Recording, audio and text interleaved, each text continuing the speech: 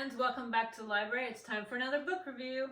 Today, another Nicole Trope book.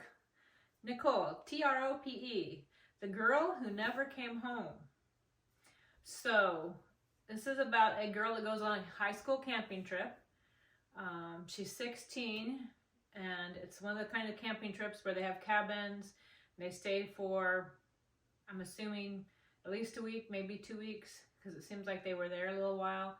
And they have cabins, and she's in the cabin with two best friends and one of the school kind of outcasts. The girl is a little bit nerdy, a little bit geeky, doesn't fit in with the popular crowd, doesn't fit in with the beautiful crowd. It kind of almost is like a Mean Girls Gone Wrong to some degree. And that the main girl that's missing is Zoe, and she's kind of the queen bee. And she has her two friends, Becca and, what's her other friend's name? Shayna and Becca are her two best friends. And then Leanne is the kind of outcast in the cabin. So you hear the viewpoint from Zoe's sister. You hear the viewpoint from Zoe's mother. You hear the viewpoint from her best friend, Shayna, and then you also hear the viewpoint from one of the teachers that was at the campgrounds, because there's two main teachers that were kind of in charge of, the girls' cabins and activities and keeping track of the girls. And then there's a mystery voice that you will eventually know who it is, but in the beginning I threw on different ideas. Is it this person, that person? Is it another person? And it also deals with the whole social media aspect and how we present ourselves on social media, how we see ourselves, how we want other people to see us, and how that affects us in real life. And also how that social presence can actually just make someone or ruin somebody. And to be honest, even though I know it was about Zoe, she wasn't a very likable person. She wasn't a very likable girl because she was kind of the mean girl. She was popular. She had whatever she wanted. She was indulged. She was entitled. She was mean. She was rude. She was careless, thoughtless, selfish, self-centered. But still in the end, what happened to her, she didn't deserve. It still was heartbreaking what happened to her and how it affected the people around her.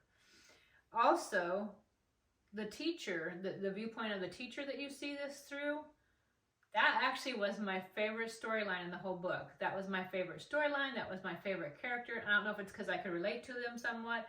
I don't know if it's just that, I don't know. I liked that teacher so much. I think her name was Bernadette.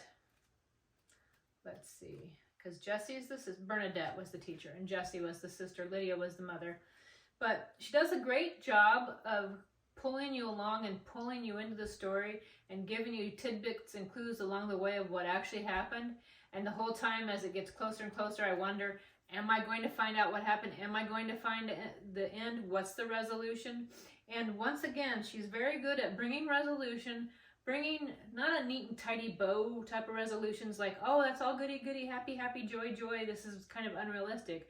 But she brings it back together in a way that you have some measure of peace, some measure of hope, and some measure of a little bit of joy out of something that was really quite horrific. I would highly recommend any of her books, and this was a great read. So, The Girl Who Never Came Home. Your daughter was meant to be gone for 3 nights. So I was wrong. It was not weeks at a time. It was just 3 nights. But she never returned. So as a parent myself, that would be my worst nightmares, to lose my child. To not only them be missing, but, if they never came back because they're dead, or they never came back because they're missing and you don't know whatever happened to them. That to me is the worst nightmare.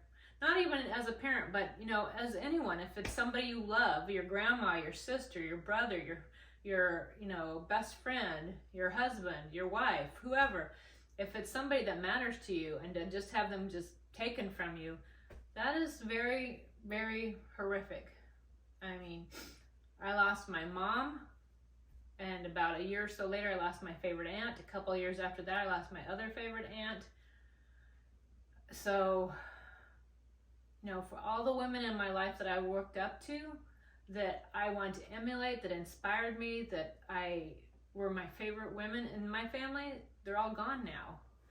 You know, my mom, my Aunt Dina's, my Aunt Pam, those were, you know, I loved, obviously my mom, she was creative, she was hardworking, she was a stubborn person, but she was funny, she was sarcastic, she loved to shop, she loved to read, she loved the beach. And every time I encounter any of those things, I think of her. And my Aunt Dina's was very hospitable, very happy, always very welcoming. I loved having people to her home. Was a homemaker, a wife. Those were things I wanted to be and aspired to be like her. My Aunt Pam was always a joy. Every time you were around her, she always looked at the funny side of things. She had the best laugh, and she was just always relaxing and a pleasure to be around. And now I miss those women in my life. So you will feel the void left by Zoe being missing and gone. So that's the thing that makes it relatable to anybody, especially if you've lost somebody, that heartbreak. But like I said, in the end, she's very good about bringing a measure of peace. So if you want a book that will kind of delve into those teenage years, those mean girl years, those years when maybe you feel like the social outcast, maybe you're like Leanne where you don't ever really fit in, that you're kind of picked on and bullied. Maybe you're the mean girl and it'll give you a check and you'll be like, hey, maybe I shouldn't treat people that way anymore.